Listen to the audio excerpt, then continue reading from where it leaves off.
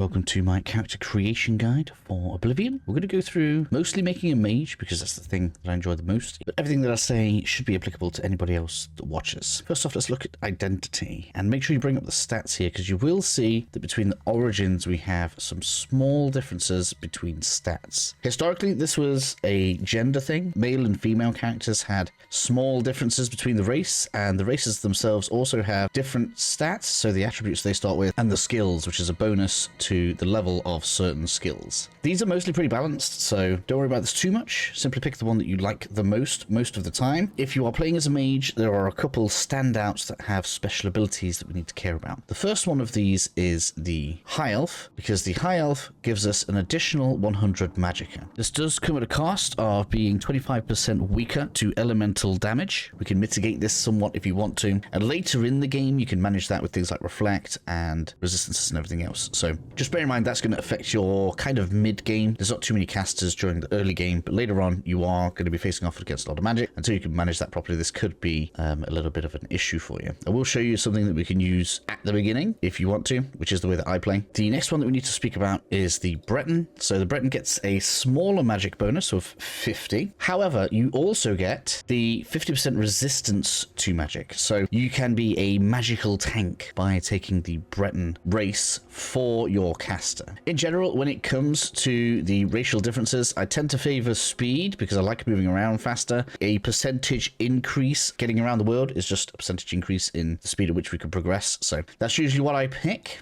For this particular character, for me then, I'm picking the High Elf. We're going to do something a little bit different. And the important thing about the magicka bonus, and the reason that this is important to a mage, is because the spells themselves do not scale in damage. However, we are able to create our own spells, and the more magicka we have, the more base magicka we have, the more powerful the spells we're able to cast, and therefore that is how you're going to be scaling your damage up as you progress through the game as a mage. With your race selector then, we also want to be looking at our Birthsigns.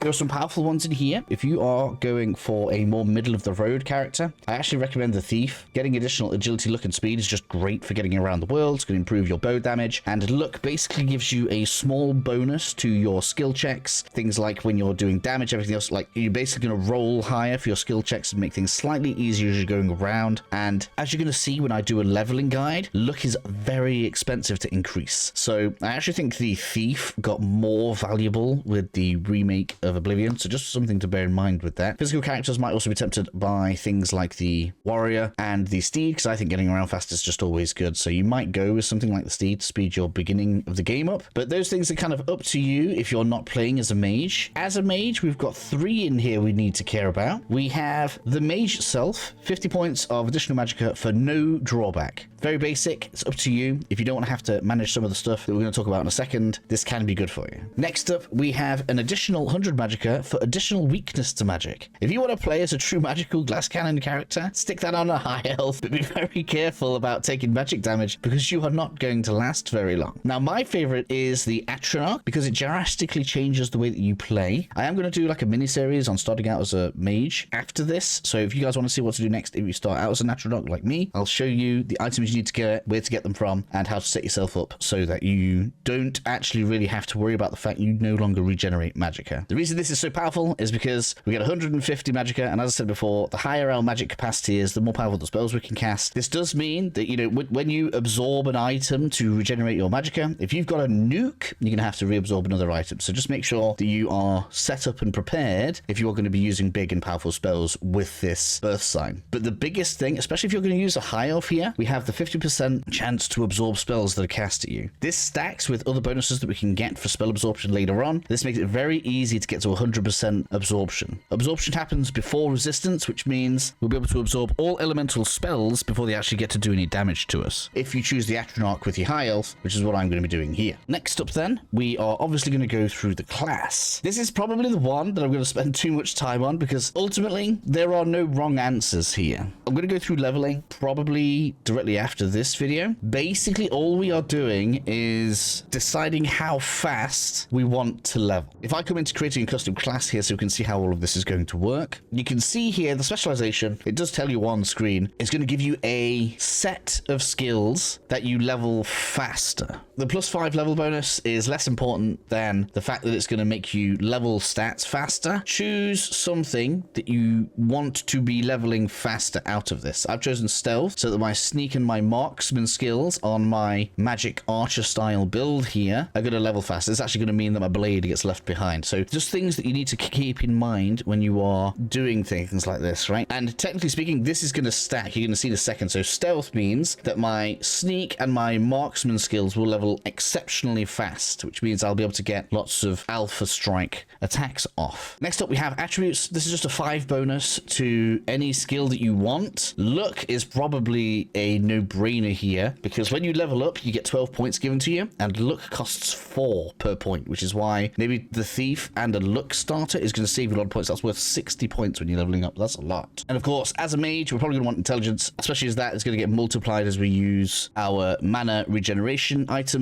So just something that's pretty good to have there is just even more magic capacity. Now, if you're following me and you've done a high elf Atronach, one of the big advantages that we also have, which a lot of people pointed out to me while I was streaming, is we have absolutely no need. That means when we're leveling up, we actually have a stat that we don't really need to care about. We're not using that much stamina because spells don't take stamina to cast, and we're not regenerating magicka anyway. So that means we can level up things like intelligence and anything else that you want to level up with your intelligence. So if you want more character capacity from strength, if you want more speed, more health, all of this becomes much easier because we have one less stat to level up than we would normally. Breaking the stats down though, just in case somebody wants me to go through them. Strength obviously governs your combat skills. Basically what that means is as you swing your weapons and stuff like this, you're going to do more damage. You get extra health from your strength as well, and character capacity is the main reason that I take it. Intelligence increases maximum magic. Not really much else for us to say there. Willpower is regenerating magic faster, so I guess if you don't take the Atronach, could be good, but it's just not necessary for us. Agility increases the amount of damage you do with bows. It also means that you can probably get short swords to do more damage than long swords, because agility and strength would contribute to your short sword damage, something to bear in mind as you're leveling up.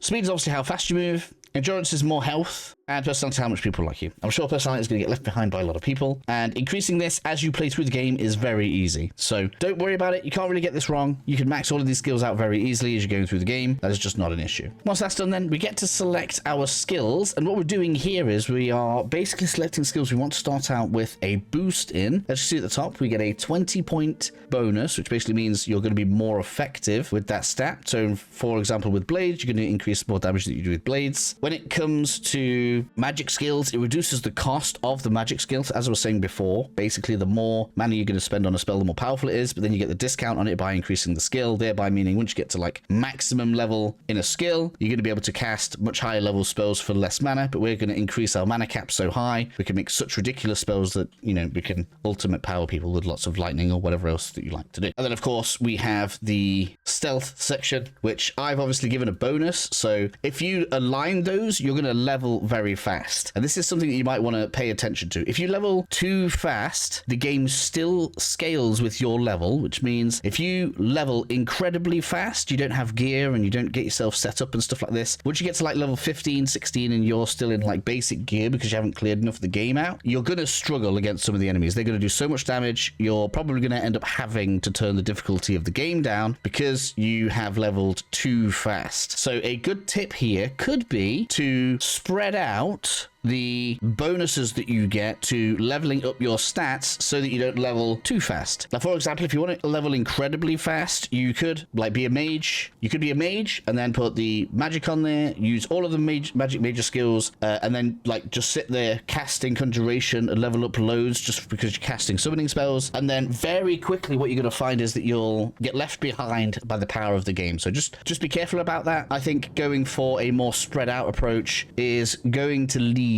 to a more fun experience as you're going through Oblivion. Putting it all together then, that means my ideal loadout is the High Elf with the Atronach. I like to create my Spell Thief class, where we have started out with a bonus to Intelligence and Luck. I like to have at least one melee weapon so that I have a backup that is leveling along with me as we're fighting. I like to be able to summon something very early on. Being able to put a body out to draw out some attention is very good. Sneaking and marksman, being able to get a nice alpha strike on an enemy is extremely useful as you are going around the dungeons. And then a selection of magic that I intend to cast as we go around the game.